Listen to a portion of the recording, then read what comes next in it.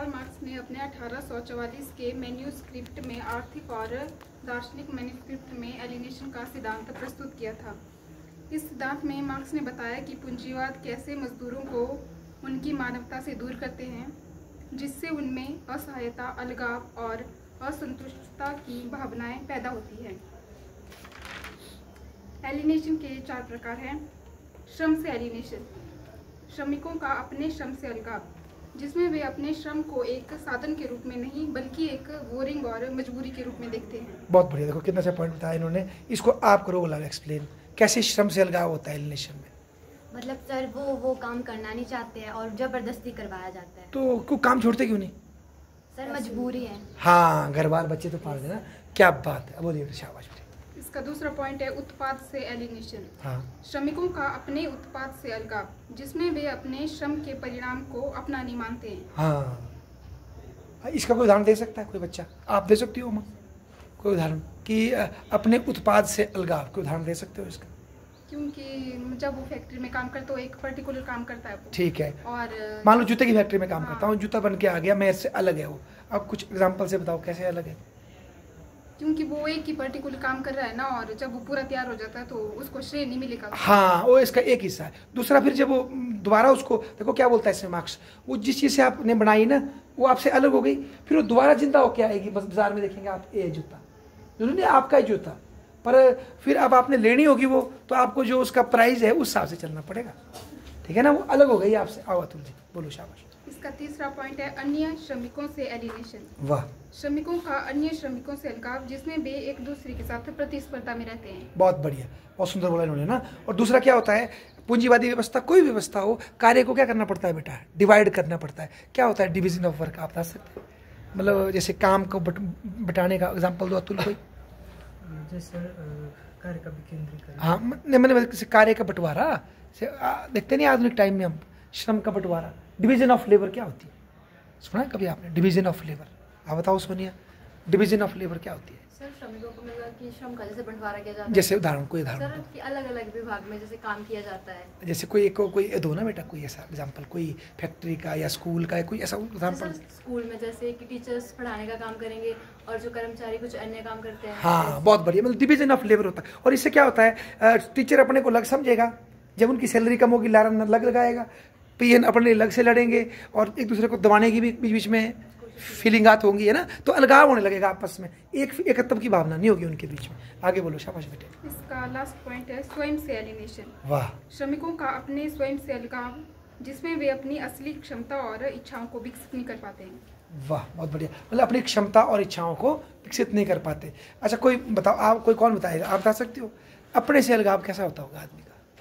Sir स्वयं से अलगाव मतलब उसकी जो क्रिएटिविटी है उसको, उसकी जो प्रतिभा है उसको पूरा नहीं कर सकता, क्योंकि उसे अपने श्रमिक के अनुसार, मतलब श्रमिक को अपने मालिक के द्वारा जो उसे कहा जाता है उस अनुसार कार्य करना पड़ता है और वो अपने से अलग हो जाता है। अपने से अलग। अच्छा, एक उदाहरण पूछता मैं आपसे, किससे पूछा हो? आप बताओ। देखो, कई बार सुना होगा आपने, कोई बच्चे होते हैं मेडिकल कॉलेज की तैयारी कर रहे हैं, टेस्ट की तैयारी कर रहे हैं, और कई बार वैसे बच्चे क्या कर लेते हैं?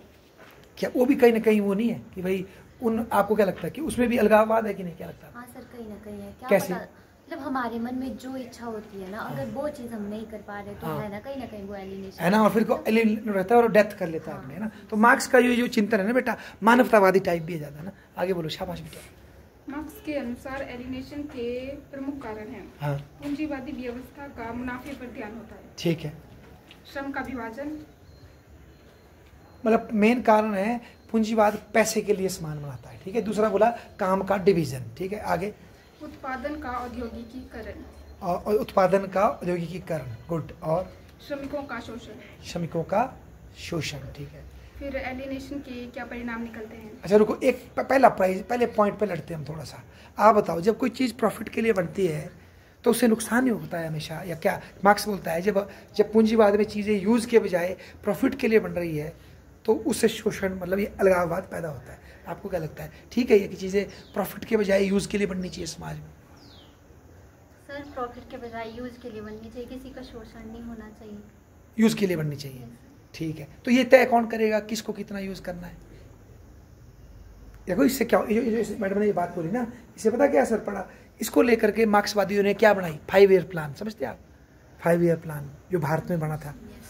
उसमें क्या किया था हमने, बाजार कम कर दिया, सरकार तय करती थी, सरकारी उद्योग तय करते थे क्या बनेगा, क्या कितना बनाना है, ठीक है जी। तो कौन होगा, बिजनेसमैन नहीं करेगा, टाटा बिरला अंबानी नहीं करेगा, IAS अफसर या कोई अधिकारी तय करेगा, या नेता तय करेगा, हमने इतने जूते बनाने इस साल, ठीक है, और अब वो लोगों को यूज़ के लिए दिए जाएंगे। तो उनसे जो जूते को बनाने में जो भी कीमत लगी, चाहे 100 रुपये ही लगा, हमने उस पर 120 नहीं लेना, प्रॉफिट नहीं लेना, ठीक है, पर कीमत तो निकालनी पड़ेगी ना। लोगों से 100 ही रुपये लेने हमने, कि फ्री करना पड़ेगा उनको। फ्री कर सकती है सरकार, जो कीमत लगी वो तो लेनी पड़ेगी ना, 100 रुपये, प्रॉफिट नहीं लेंगे, ठीक है। तो आप बताओ कैसा सिस्टम क्या बोलूँ मैं, चल सकता है, आप बोलो, चल सकता है जी? सर चल सकता है, जो पंचवर्षीय योजनाओं का है उसका सिस्टम चल सकता है। फिर दुनिया भर में पंचवर्षीय योजनाएं फेल क्यों हुई, अब बंद क्यों होगी पंचवर्षीय योजनाएं? क्योंकि इससे सरकार को प्रॉफिट नहीं हुआ, सरकार उन उद्योगों को घाटा हो गया ना। और दूसरा, ये कैसे तय करेंगे किस लोगों ने कितना पहनना है? अधिकारी तय कर रहा है, अधिकारी किससे पूछेगा भाई, तू बता? अधिकारी तो चलो वो कोई सर्वे करवा ले, है ना, पर लोगों की उपयुक्त इच्छाएं क्या है, कैसे पता लगती है? थोड़ा ये रिस्क है इसमें, बुरा नहीं है, पर इसका रिस्क ये है कि इसमें क्या होता है, जैसे आपने बोला ना, चीज़ों का उत्पादन किसके लिए होना चाहिए, यूज वैल्यू के लिए।